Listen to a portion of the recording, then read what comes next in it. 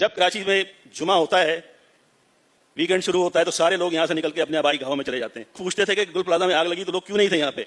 वो इसलिए नहीं थे कि सारे अपने गाँव में गए हुए थे, उनको आने में 24 घंटे लगे यहाँ पे। सारा ईस्ट पाकिस्तान से बिहारी यहाँ पे आ रहा था, सारे पाकिस्तान से लोग यहाँ आते थे। नेशनल ग्रोथ अपनी जगह पे थी, तो कराची की पॉपुलेशन को 1% बढ़ाया गया। कराची की एडमिनिस्ट्रेशन जो टोटली टेक ओवर कर लिए उन लोगों ने जिनके कराची के अंदर कोई स्टेक नहीं है, और जिस दिन काउंटिंग पूरी होगी तो ये हाथ जोड़ के कहेंगे कि अपना सुबह लेके अलग हो जाओ। तो उस जमाने में आपको पता है पहली मरतबा पीपल्स पार्टी की गवर्नमेंट आई 72 में। 72 के अंदर जो सिंध की लीड थी, रूलिंग लीड थी, उन्होंने बड़ा कॉन्शियसली इस चीज को डिसाइड किया कि हमने किस तरीके से जो है अपनी डोमिनेंस को बरकरार रखना है। अब उसके लिए प्रोसेस क्या था? पहला प्रोसेस तो यह था कि किसी भी तरीके से काउंटिंग जो है, सेंसस जो है आपकी फेयर नहीं होनी चाहिए। सिंध की अर्बन की सेंसस जो है उसको सप्रेस करें उसके अंदर। अगर आप हिस्टोरिकल पर्सपेक्टिव में जाएंगे, या मेहताब साहब बैठे हैं, 51 हो, 81 हो और 92 के अंदर ये 81 में, 62 में ये जो सेंसस हुई थी, ये सेंसस हुई थी जिस जमाने में पीपल्स पार्टी की गवर्नमेंट नहीं होती थी।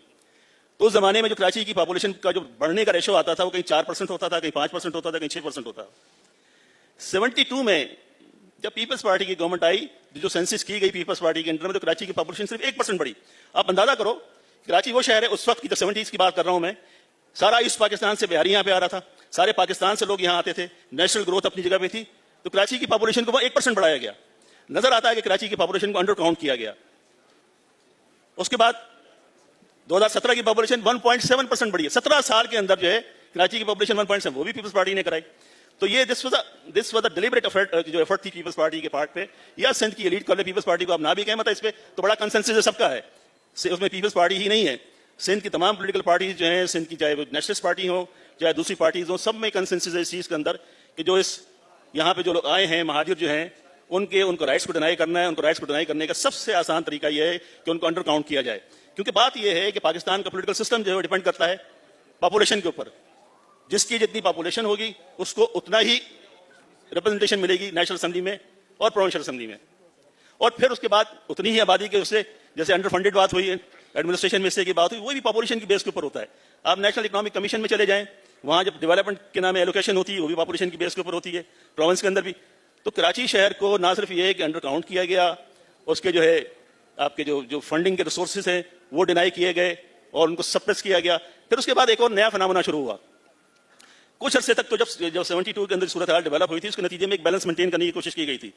लेकिन अब पिछले 17 साल से तो हम ये देखते हैं कि बिल्कुल जिसे कहते हैं ना सिंगल ट्रैक पर ट्रेन चल रही है। कराची की एडमिनिस्ट्रेशन जो टोटली टेक ओवर कर ली है उन लोगों ने जिनके कराची के अंदर कोई स्टेक नहीं है। फुट कांस्टेबल से लेकर आप चले जाएं क्या नाम है आईजी और चीफ सेक्रेटरी के लेवल के ऊपर, तो उनमें से कोई आदमी भी परमानेंट रेजिडेंट नहीं है कराची का। जब कराची में जुमा होता है, वीकेंड शुरू होता है, तो सारे लोग यहाँ से निकल के अपने आबाई गाँव में चले जाते हैं। लोग पूछते थे कि गुल प्लाजा में आग लगी तो लोग क्यों नहीं थे यहाँ पे। वो इसलिए नहीं थे कि सारे अपने गाँव में गए हुए थे, उनको आने में 24 घंटे लगे यहाँ पे। तो जिस शहर के अंदर एडमिनिस्ट्रेशन बाहर से आ रही हो, जिसके रिसोर्सेज को एक्सट्रैक्ट करके, अब ये रिसोर्सेज की बात, इस वक्त इस साल सिंध का बजट जो है 3.6 ट्रिलियन का है, यानी 3600 बिलियन का बजट है इसके अंदर। 3600 बिलियन के बजट को अगर आप उसको एनालाइज करने जाएं, इसमें तकरीबन 1000-1200 बिलियन जो है वो तनख्वाहों में और पेंशन वगैरह में जाता है। ये किसको मिलती है पेंशन तनख्वाहें? ये शहर के लोग तो मुलाजिम नहीं है उसके, उनको तो नहीं मिलती है। ये जो उनकी गाड़ियां चलती हैं, जो पेट्रोल नॉन सैलरी होता है, वो तकरीबन 500-400 बिलियन के करीब होता है, वो भी उन्हीं के पास है। ये शहर के लोग तो मुलाजिम नहीं है वहां पे, वो भी उनको मिलता है। डेवलपमेंट की फंडिंग के ऊपर आ जाए, कराची शहर को क्या मिल रहा है आपके सामने? कुछ भी नहीं है। 3-4 प्रोजेक्ट लेके बैठे हुए, पिछले 15 साल से लेके बैठे हुए। मैं आपको गिनवाने बैठूं तो कोई प्रोजेक्ट ऐसा नहीं है जो पिछले 15 साल से 17 साल से पेंडिंग ना हो। K4 की भी बात हो रही थी। K4 2007 के अंदर कंसीव हुआ था, पहले प्रोविंशियल गवर्नमेंट ने करना था, उसको काम ही प्रोविंशियल गवर्नमेंट का है, नहीं किया उन्होंने। अल्टीमेटली फेडरल गवर्नमेंट को टेक ओवर करना पड़ा। S3 450 मिलियन गैलन पानी जो है हम समंदर में डाल देते हैं। कराची का समंदर तबाह हो रहा है। ये मछली जो हम खाते हैं सारी आर्सेनिक होता है इसके अंदर, सारी पोल्यूटेड होती है सारी। 17 साल से ये प्रोजेक्ट पेंडिंग पड़ा हुआ है, नहीं काम हो रहा है इसके ऊपर। अफ्लुएंट प्लांट थे जो केमिकल निकलता है फैक्ट्रियों से, 4 प्लांट लगने थे कराची के अंदर, पिछले 20 साल से वो पेंडिंग पड़े हुए। अप्रूव्ड प्लांट हैं, फंडिंग आ गई थी, काम शुरू हो गया था, लेकिन बीच में रोक दिया गया।